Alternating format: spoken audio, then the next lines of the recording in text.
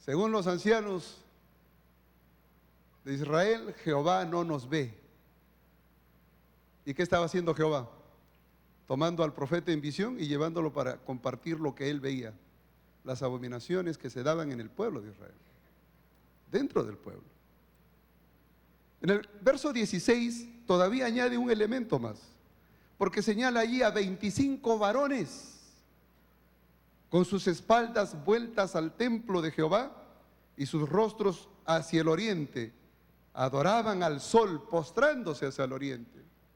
Es decir, le daban la espalda al santuario, le daban la espalda a la presencia de Dios y se postraban hacia el oriente donde nace el sol. Lo que se describe aquí, indudablemente, es una situación de idolatría, de abandono del temor de Dios. Y entonces Dios decide actuar.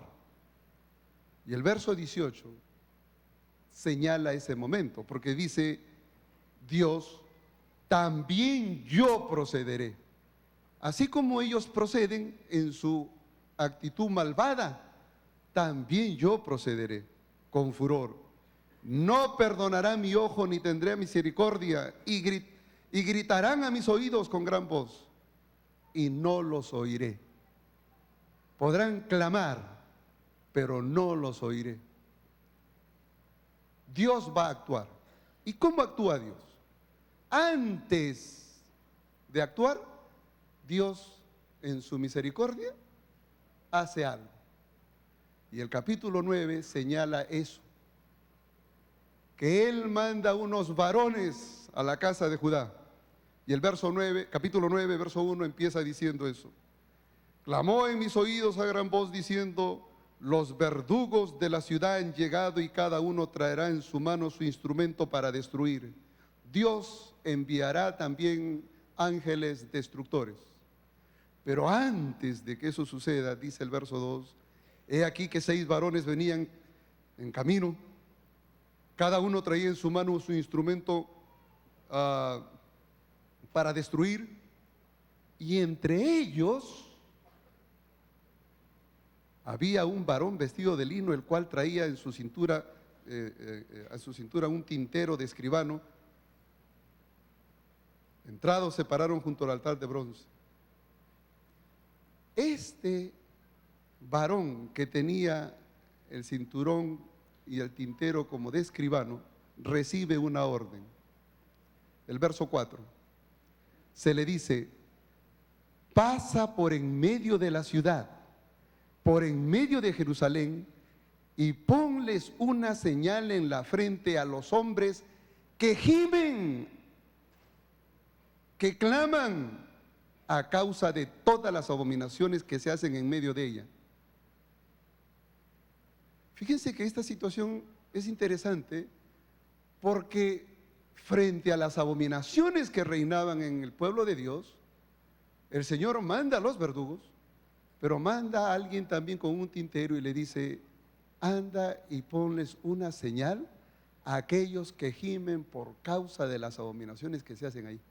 Es decir, aquellos que no han seguido ese mal ejemplo, aquellos que se han mantenido fieles a pesar de la situación que se vive, aquellos que han confiado todavía en que Dios actúa, anda y ponles una señal.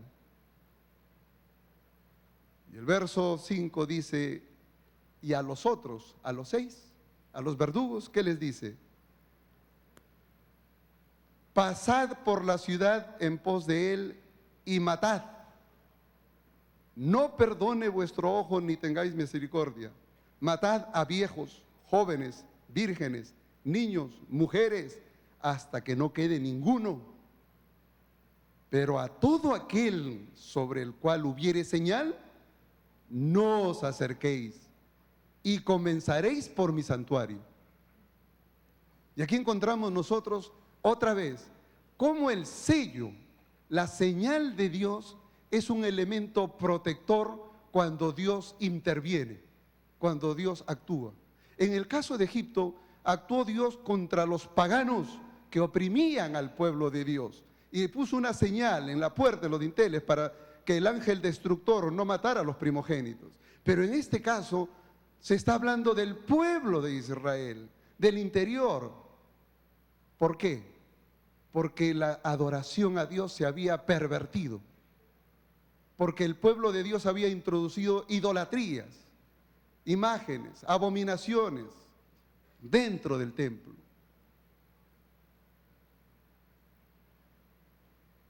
Pero en ese pueblo había gente que sufría, gemía y clamaba a Dios por esos actos de maldad que se hacían allí. Y Dios manda que se les ponga una señal y ellos son preservados de este acto destructor. Esto se cumplió cuando Babilonia vino y tomó Jerusalén y Nabucodonosor se llevó cautivo a Mesopotamia a todos los jóvenes prominentes, entre ellos estaba Daniel y sus amigos. Se cumplió en ese momento. Hubo una gran matanza. Hay algunas personas que usan este pasaje para decir que esa matanza se volverá a repetir hoy. Y toman los escritos de Elena White para decir que es así. Y quiero decirles que Elena White sí dice que se va a repetir esto. En el tiempo del fin, esto se va a repetir. Porque es lo que dice ella. Pero no a la manera como algunos lo entienden. Hay algunos hermanos adventistas que se dicen ser adventistas de la vara del pastor o davidianos, que ellos afirman que esta matanza se realizará cuando Cristo venga de manera invisible para fundar su reino eterno en la ciudad de Jerusalén, al cual asistirán únicamente los 144,000. Al tiempo que se inaugure ese reino allí, los ángeles de Dios matarán a todo el pueblo adventista que no aceptó el mensaje davidiano y habrá la gran matanza. Esa es la interpretación que se hace de ese pasaje. Indudablemente que no hay ningún respaldo bíblico ni del espíritu de profecía para semejante cosa. Pero lo que sí dice la Escritura es que se repetirá esto, pero al fin del tiempo, cuando el tiempo de gracia se acabe y entonces Dios actúe. Porque entonces habrán solo dos grupos, los que tengan el sello de Dios y los que no lo tengan. Entonces, cuando uno escucha a algunos hermanos hablar acerca del sellamiento, estos hermanos adventistas de la vara del pastor sugieren que su mensaje, el mensaje davidiano, el evangelio que ellos predican, ese es el sellamiento. Si tú recibes ese mensaje, ya estás con el sello de Dios, estás salvado, no te va a pasar nada. Pero si no lo recibes, entonces estás condenado. Y es así como va el asunto. Ustedes van a encontrar continuamente personas que visitan la iglesia. Aquí en las últimas semanas nos han visitado algunos hermanos con algunos mensajes medios raros también. Indudablemente que el mensaje del sellamiento conlleva otra dimensión. Me gustaría más bien fijar el concepto bíblico de lo que significa el sellamiento. No es aceptar un mensaje particular de cualquier grupo, porque la Biblia no señala eso. La Biblia señala dos elementos que tienen relación directa con el sello de Dios. El primero tiene que ver con una señal visible que según lo que Éxodo 31, verso 13 dice, el Señor, que el sábado es una señal de Dios para su pueblo. Y Ezequiel, justamente el profeta Ezequiel, en el capítulo 20 y el verso 12 y el verso 20 vuelven a señalar ese mismo hecho, de que el sello de Dios está ligado, vinculado al sábado, como un elemento visible de la adoración a Dios. Porque detrás del sábado no es guardar el sábado por el sábado, sino la actitud que nosotros tenemos en la adoración al Señor en el sábado. Bueno, pero de eso vamos a hablar mañana. Me gustaría enfatizar el otro elemento. El otro elemento que tiene que ver con el sello de Dios está ligado a la promesa que el Señor hiciera cuando se fue, dijo: enviaré otro consolador. Y el apóstol Pablo, me gustaría leer unos pasajes con ustedes en 2 de Corintios capítulo 1 y en el verso 22, nos dice que nosotros hemos sido sellados con el Espíritu Santo. Dice 2 de Corintios 1, 22, el cual también nos ha sellado y nos ha dado las arras del Espíritu en nuestros corazones. Las arras son las garantías. Es cuando una persona va a pedir la mano a la novia y hace un compromiso. Es una garantía de que se va a casar. Efesios capítulo 1, verso 13, también indica lo mismo, que nosotros hemos sido sellados con el Espíritu Santo. Efesios 4:30 vuelve a enfatizar: no contristéis al Espíritu Santo, con el cual hemos sido sellados para el día de nuestra salvación. Así que el sello de Dios está vinculado a un hecho visible que tiene que ver con la adoración en la observancia del sábado, y tiene que ver con el trabajo del Espíritu Santo en nuestros corazones. No es una marca en el cual algunas personas piensan que es visible al ojo humano.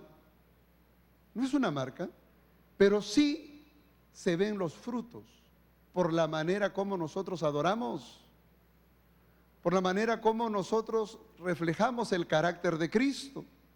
Porque el sello de Dios no solo se revela en esa observancia y en la adoración del sábado, sino también se revela en un carácter a la semejanza de nuestro Señor Jesucristo.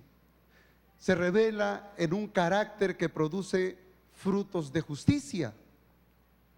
Así que tener el sello de Dios no es solamente el hecho de decir guardo el sábado, porque algunas personas entienden de que guardar el sábado ya es el sello de Dios. Quiero decirles que es una señal visible de una actitud de adoración, pero que en realidad es la adoración la que nos lleva a tener una observancia del sábado adecuado. Es decir, la adoración, ese espíritu de adoración, es el que determina realmente si nosotros estamos aceptando el sello de Dios o no. A mí me gustaría que esta noche, al llegar a casa, mientras concilian el sueño, nosotros nos preguntemos, frente a las situaciones que van a suceder pronto, ¿estoy yo adorando a Dios? ¿Observando visiblemente el carácter de Cristo en mi vida como fruto de la acción del Espíritu Santo? ¿Qué es lo que me mueve a estar en la iglesia? ¿La tradición de mis padres? ¿La costumbre de haber sido criado en ella? ¿O el deseo de tener una comunión con Dios? En realidad, cuando nosotros empecemos a contestar estas preguntas, recién vamos a ir entendiendo que el sello es más una relación personal con el Señor, porque el sello implica la garantía, la señal de la autoridad del Señor en nuestra vida. Es cuando uno le entrega su ser al Señor, y Él pone su sello de garantía. Y entonces se manifiestan los frutos de justicia. Y entonces se manifiesta un espíritu de adoración. Y entonces se manifiesta un espíritu cristiano. La Biblia nos indica que el poder del Espíritu Santo está disponible para todos, en todo momento, en todo lugar. No como algunos señalan que solamente es para aquel que recibe un mensaje y ya eres sellado y si no, no. No, el Espíritu de Dios sigue trabajando aún hoy. Pero lo interesante es que cuando Apocalipsis cita que aquel ángel le dice a los 4 ángeles que están deteniendo los vientos en este conflicto final, no suelten los vientos, deténganlos hasta que los siervos de Dios hayan sido sellados. El contexto en el cual se menciona eso también tiene que ver con la adoración. Es decir, pareciera que la experiencia de Ezequiel es un tipo de algo que va a reproducirse en este tiempo y al cual nosotros tenemos que prestarle más atención. Porque entonces significa que así como en Israel hubo abominaciones en el pueblo de Dios y habían gente que clamaban o gemían a Dios y recibieron el sello de Dios y fueron protegidos por Dios, hoy día también va a suceder lo mismo. Está sucediendo lo mismo. Y sería bueno, mis hermanos, que nosotros, en tanto que tengamos tiempo de gracia, nos pongamos a cuentas con Dios.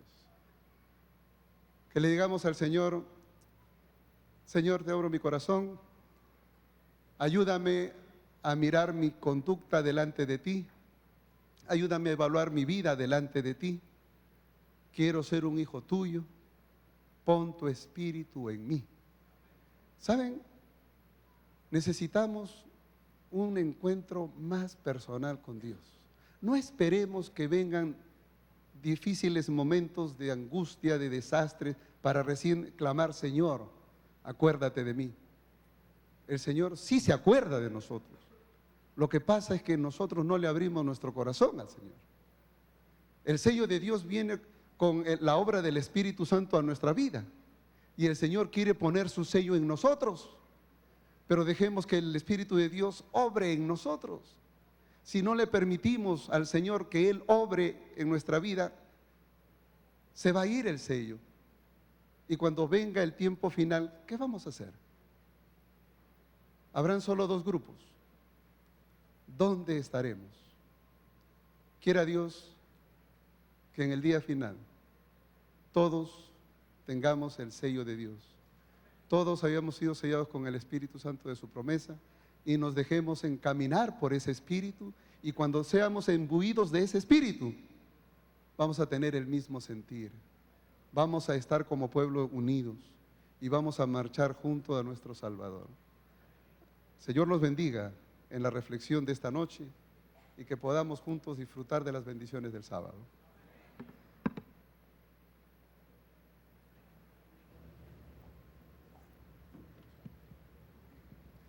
Les invito a ponerse de pie para entonar el himno número 264.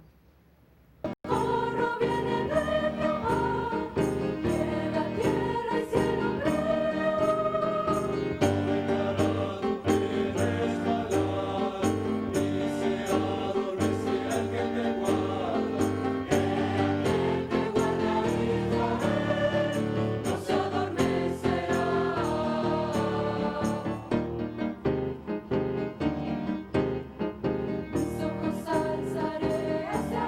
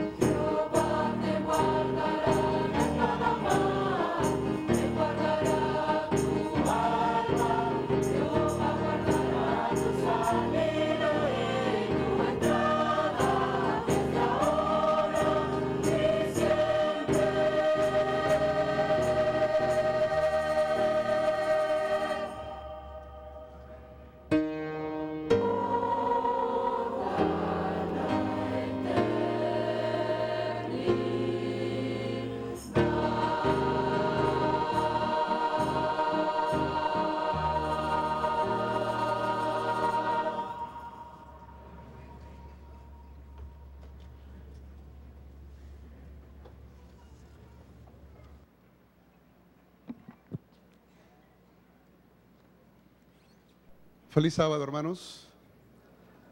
Es una alegría estar en la casa del Señor para continuar alabando su nombre. Anoche estuvimos hablando acerca de algunos elementos que en el noticiero, en todo lado, se escucha acerca de acontecimientos catastróficos por todas partes. Algunos hacen alusión inclusive que el calendario maya señala que el 2012 es el fin del tiempo, se acaba el mundo. Hay una especie de psicosis en el mundo secular en general acerca del tiempo del fin, que se acaba el mundo. Tal vez será que si los mayas hubieran tenido un poquito más grande la piedra, hubieran alargado un poquito más el calendario, pero se les acabó la piedra y llegó hasta allí. Pero hay una especie de psicosis. Y lo mismo que ocurrió cuando llegó el año 1999, que si el año 2000 ya era porque cuando Jesús se fue dijo así, ¿no? Que ya en el 2000. Entonces algunas personas comienzan a teorizar si realmente estamos viviendo el tiempo del fin y es realmente el último momento ya de la historia de esta tierra. En realidad, esa preocupación no solamente es afuera de la iglesia, dentro de la iglesia también.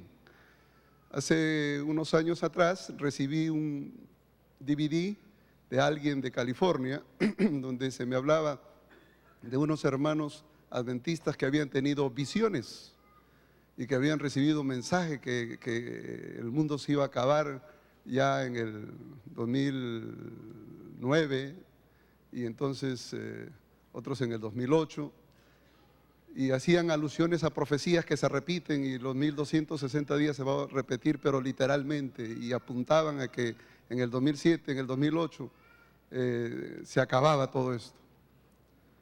Bueno, llegó la fecha y nada ocurrió, y aquí estamos todavía.